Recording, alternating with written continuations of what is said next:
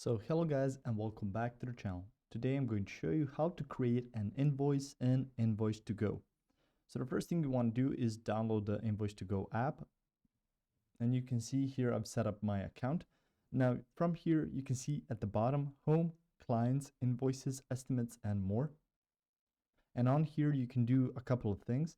So you can go to your invoices and click on create an invoice. You can go back to home so you don't have to do it that way. You can also go to the plus sign at the bottom right. So if you click on this, you can see the option to create new right from your home screen for invoice, estimate, client, project, and you can cancel this action as well. So let's click on invoice. From there you can continue, get started with invoicing, change the look, or you can just use the default design. So let's do that. You can see here saving your invoice design and preferences, and you can see you're all set. So from here you can see a description of how your invoice is going to look.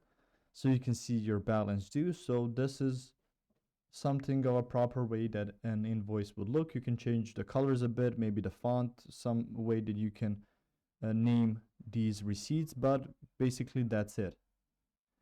And from there, if you click on send your first invoice, you can see send a test invoice to yourself or send an invoice to a client.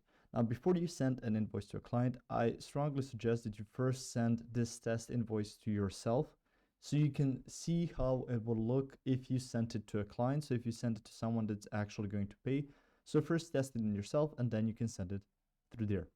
If you found this information helpful or useful, you can like the video, you can also share the video, you can subscribe to the channel and click the notification bell to get notified about new videos on Invoice2Go or some other topics you might find interesting as well. Thank you very much for watching this video, and as always, I will see you guys in the next one. Goodbye.